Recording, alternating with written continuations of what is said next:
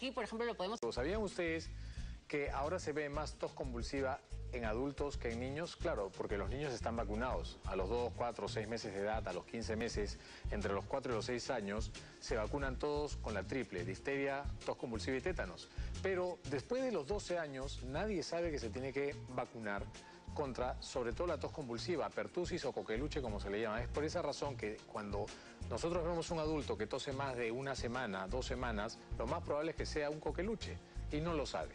De cualquier manera, hacer el diagnóstico tampoco es fácil. Más fácil es vacunarse. Y de eso vamos a conversar el día de hoy, sobre la vacunación en la tercera edad, porque a las personas de la tercera edad también hay que vacunarlos.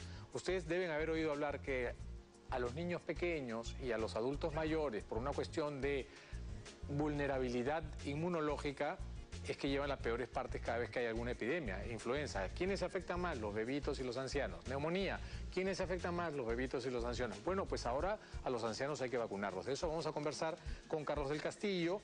Él es geriatra. Vamos a hablar sobre la vacunación en la tercera edad. Porque además es importante, muchos ancianos viven en residencias, en comunidades, viven en casas, hogares, donde hay otros ancianos que también pueden contagiar o ser contagiados. Y a veces pueden verse, digamos, mini brotes epidémicos entre estas residencias de ancianos. Entonces, las residencias de ancianos, además de tener ancianos vacunados, deberían de reunir ciertas características, en las que no solamente se preocupen por la salud, la alimentación, sino también por estimular las actividades dentro de este grupo de edad para que se sientan acompañados, se sientan útiles, se sientan valorados, queridos, que es lo más importante dentro de las personas de la tercera edad. Por eso es que vamos a conversar acerca de lo que son las residencias, cómo deben ser las casas de las personas de la tercera edad con el geriatra José Francisco Mi Tocayo Parodi. Y como uno de los grandes problemas de la tercera edad es el sentirse aislado, solo o ya no sentirse útil, muchos de ellos pueden entrar en depresión. De eso vamos a conversar con Elsa Ballarino acerca de la depresión en la tercera edad. Así que tenemos un súper programa para ustedes el día de hoy con respecto a lo que son los cuidados de las personas mayores, las personas ancianas, las personas de la tercera edad. Ahora sí, vamos a ver en exteriores, señor director, qué tenemos. Bueno, estamos con el doctor José Francisco Parodi, él es médico geriatra. Vamos a conversar acerca de las residencias de la tercera edad. Estábamos haciendo con Mil una reminiscencia de la tercera edad. Quiero darle la bienvenida a Milagro. Estamos recordando de tus épocas, ¿no? Ay, claro. Por Dios, oye. Nuestras épocas. Sus épocas serán. ¿Cómo estás, Milagrito? Muy bien, muy bien. Sí. Es importante saber, ¿no?, dónde, si nosotros no tenemos la capacidad de acoger a nuestros abuelos o nuestros padres, tenemos que tener la tranquilidad de que podamos instalarlos en un sitio que sea bastante hospitalario, ¿no? Sí, que cuenten con el cariño. ¿no? Claro, claro que sí. Como aunque lo ideal es que casa, la familia lo acoja, sí. ¿no? Yo creo que esa es una responsabilidad. Y que también tengan cierta intimidad, creo. También, pero... Que sean acompañados, pero que también tengan cierta intimidad. A veces eso no se puede porque muchos de ellos son también dependientes o... En fin, pero de eso vamos a conversar con nuestro invitado el día de hoy. ¿Cómo estás, Tocayo? Hola, bien, ¿cómo Estoy con dos Pepe Panchos aquí en el set. A ver, Tocayo, cuéntame. Somos una plaga. Somos una plaga, cada vez hay más.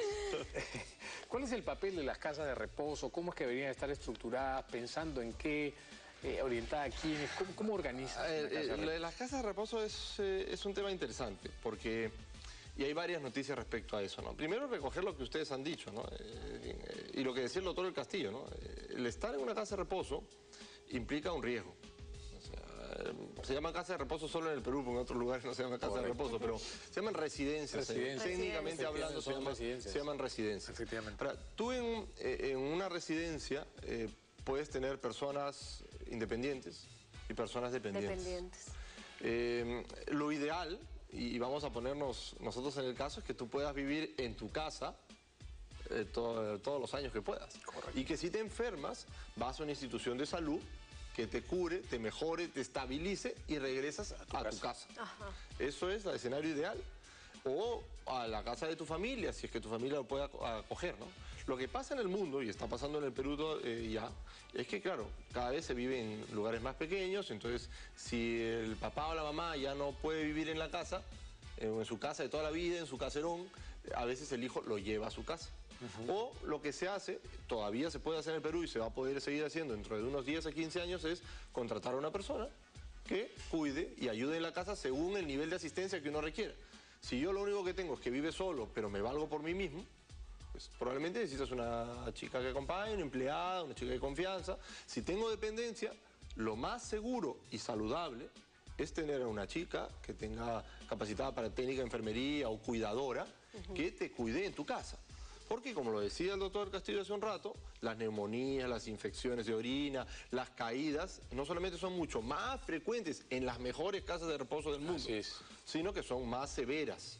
Pero ¿qué pasa? El mundo está empujando en que hay momentos en que necesitas una residencia. Sí, y cada porque vez hay somos más maltrato en la casa, también, ¿no? exacto. Claro, entonces eso va de la mano con lo que decía Pepe hace un rato, que hay que prevenir el deterioro de tus capacidades. El pensar que cuando vas a comprar una casa a determinada edad y va a ser tu casa para toda tu vida y te la vas a construir, no vas a poner pues una casa llena de gradas y llena de cosas, porque hay un momento en que probablemente no te vas a poder mover ahí o vas a tener más riesgo para caerte. Entonces son cosas, la verdad es que la vivienda es una clave para una longevidad exitosa. Entonces es un concepto muy importante de tener. Ahora, el Perú realmente el año pasado, final del año pasado, ha dado un paso muy importante. Porque desde el punto de vista de salud, a nosotros nos interesa que haya una buena vivienda porque determina salud. Para nosotros una buena vivienda es ideal para que tú puedas valerte por ti mismo y tener buena salud. Entonces al Ministerio de Salud y a la Política Internacional de Salud le conviene que el Ministerio de la Mujer o el Ministerio Sociales de los países, como es en el Perú, es el MINDES, que tiene esa responsabilidad. Exacto. Entonces ahora ya en el Perú tenemos una norma que pone un estándar mínimo para cómo deben funcionar las casas de reposo. A ojo de buen cubero, yo diría que el 5 al 10% de las casas de reposo del Perú cumple con el estándar.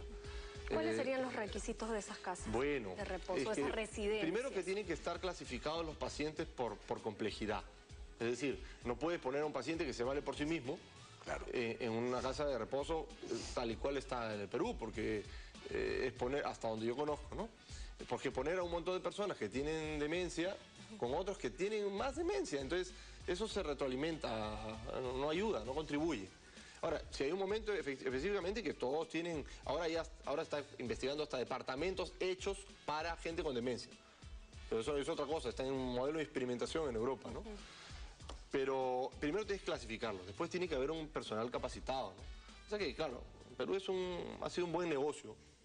Poner una casa de reposo barata y yo pongo un cuarto así, 5 personas o 4 personas. Y nadie me supervisa y entonces, claro, como hay necesidad, voy, pago y dejo al viejo ahí. Pero que no es en todos los casos, Pepe, ¿no? Claro, o sea, hay algunas que son buenas. Pero fíjate, Pepe, Pancho, lo que pasa también es esto, que para mucha gente dejar a un familiar anciano, ¿no es cierto?, en una casa, en una residencia de este tipo, es no verla como una residencia en donde la persona va a tener una calidad de vida digna, ¿no?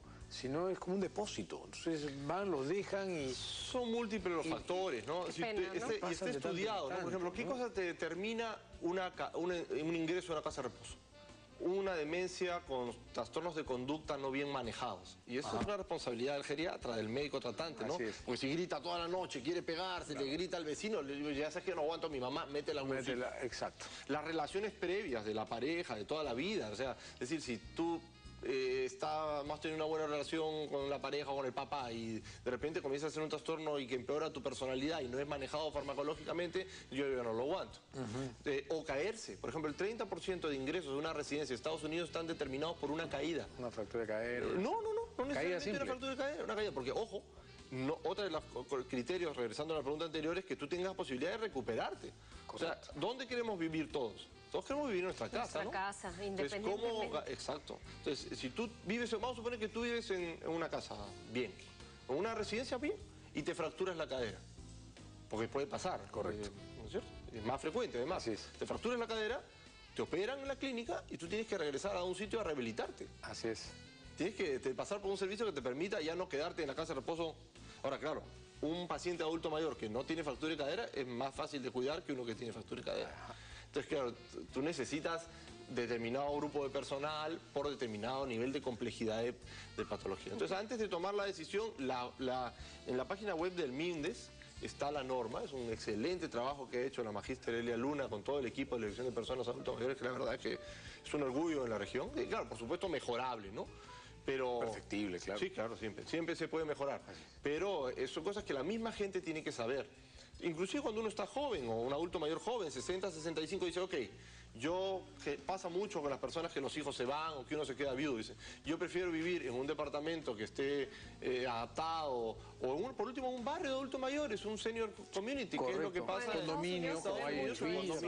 El ejemplo es Bambú. Bambú es un edificio para personas mayores donde tú mantienes tu independencia, entras, sales de tu casa, está adaptada solamente para que te haga la vida más fácil. Es una vivienda amigable. Y en el caso de las personas dependientes, de los adultos mayores dependientes, ¿cómo deberías estar constituyendo el equipo de profesionales que van a manejar en torno a este paciente? Depende del tipo de dependencia.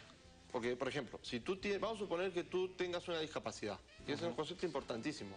Yo no tengo una pierna, pero con mi muleta o mi silla de ruedas yo me valgo por mí mismo. Así es. Entonces, el que tengas una discapacidad no significa que tú... Entonces, pero claro, el problema va a ser que a lo mejor la puerta es muy chiquita y que hay 1000 gradas, entonces no sales más de la casa.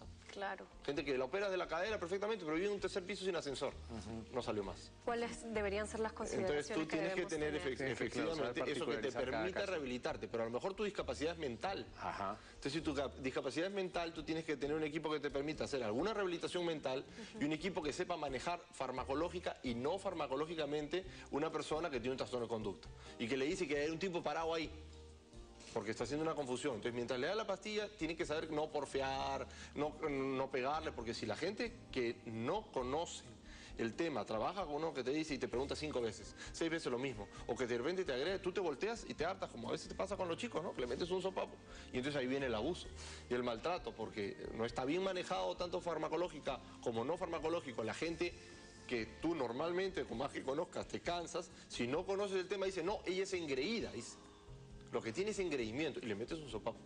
¿Y cómo se debería trabajar la parte psicológica en estas residencias? Porque el personal se desgasta también, por supuesto. El personal tiene que tener primero tiene que estar muy bien capacitado. Capacitado en conocimientos, en destrezas y en actitudes, ¿no? Y tiene que tener una estrategia para liberar tensión y disminuir su carga.